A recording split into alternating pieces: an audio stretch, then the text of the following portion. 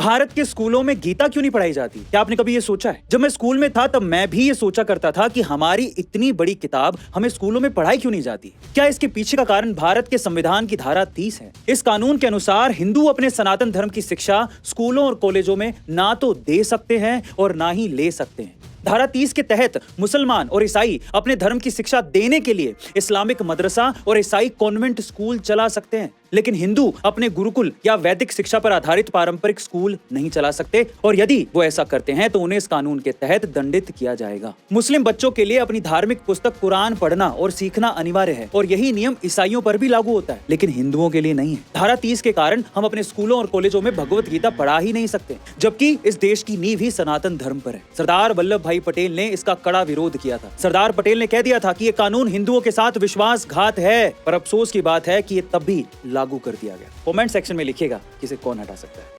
Social media पर एक video बड़ी तेजी से वायरल हो रहा है। इसमें कहा जा रहा है कि श्रीमद् भागवत गीता जैसी हमारी महान धार्मिक पुस्तक को हमारी शिक्षा प्रणाली में शामिल क्यों नहीं किया जा रहा है?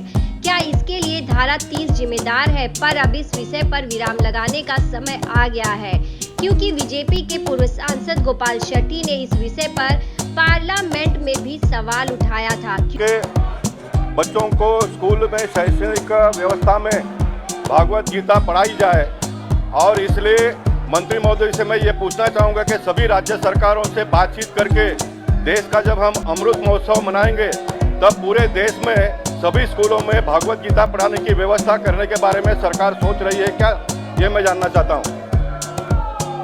उत्तर में ये कहा गया है कि सभी राज्य सरकारों ने इसके बारे में निर्णय लेना अनिवार्य है। मैं जिस राज्य से आता हूँ, महाराष्ट्र से, महाराष्ट्र में स्वर्गीय हिंदू हृदय सम्राट बाला साहेब ठाकरे जी ने भागवत गीता का बहुत ही वो कट्टर समर्थक थे।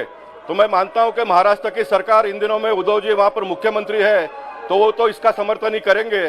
जैसे उद्धव जी समर्थन करेंगे वैसे लगभग सभी राज्यों के सरकार भी इसके बारे में समर्थन देंगे। तो मैं चाहूँगा फिर एक बार सरकार सभी राज्यों के मुख्यमंत्रियों से बातचीत कर सभी देश के स्कूलों में भागवत गीता पढ़ाने की व्यवस्था करेगी क्या? क्योंकि श्रीमद् भागवत गीता अब हमारी स्कूली पाठ्यक्रम का प्रमुख अंग बनेगी। प्रत्येक प्राणी में एक व्यक्तिगत जीवात्मा और उच्चतर ईश्वर यानी कृष्ण आत्मा या ब्रह्म के अस्तित्व को स्थापित करती है। श्रीमद् भागवत गीता सनातन धर्म के मूल में स्थित है और हमारी संस्कृति और संस्कार का आधार है, जिसे हर घर तक पहुंचाने के भागीरथ प्रयास के अंतर्गत उत्तर मुंबई के पूर्व सांसद गोपाल शेट्टी की ही परिकल्पना थी कि श्रीमद् भागवत गीता को स्कूली पाठ्यक्रम में शामिल करवाने का प्रयास होना चाहिए।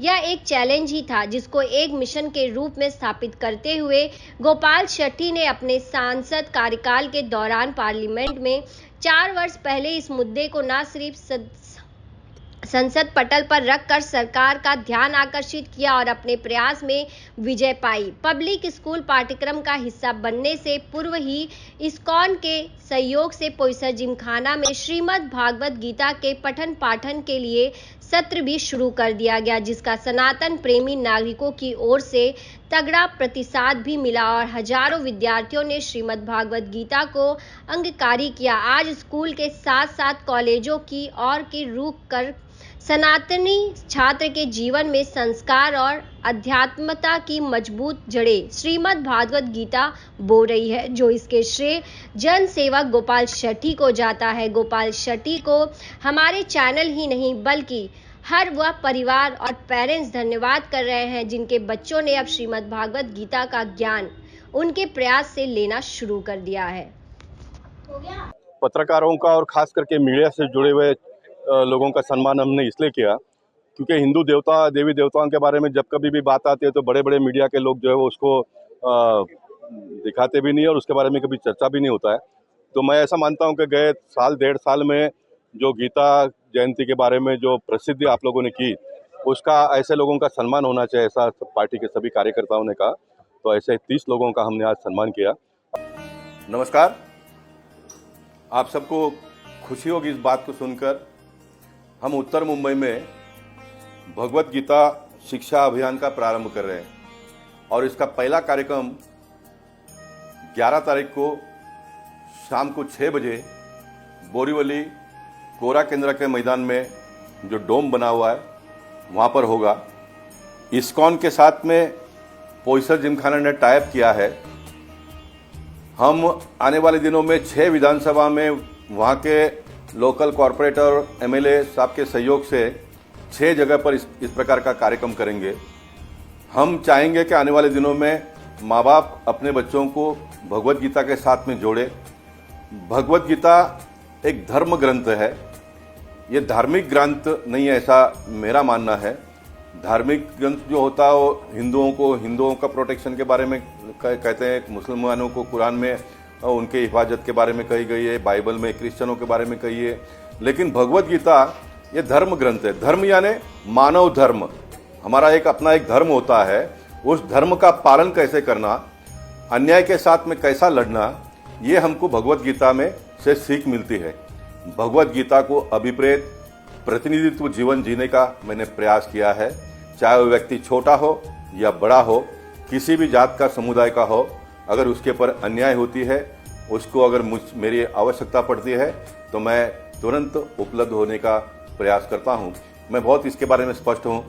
अगर हम मानते हैं कि 80% हिंदू इस देश में है, 20% अन्य भाषिक धर्म के लोग हैं, तो 20% लोगों को अच्छा नहीं लगता है। इसलिए हमने 80% लोग जो इस देश के नागरिक है, जो इस देश के लिए मर मिटने के लिए तैयार है, उस 20% से भी जो देश प्रेमी है वो भी मर मिटने के लिए तैयार है।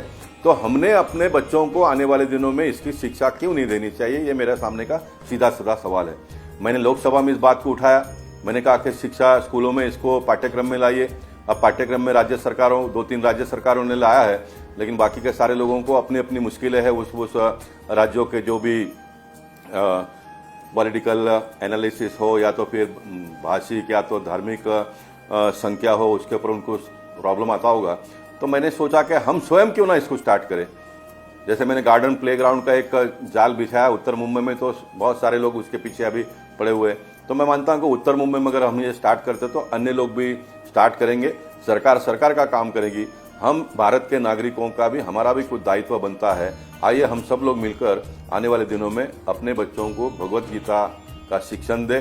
हम भी शिक्षित हो जाए तो ये भारत देश आने वाले दिनों में दुनिया के नक्शे में हम मान सम्मान से डटकर खड़े रहने की क्षमता भगवत गीता हम सबको दे, यही मेरी मनोकामना है।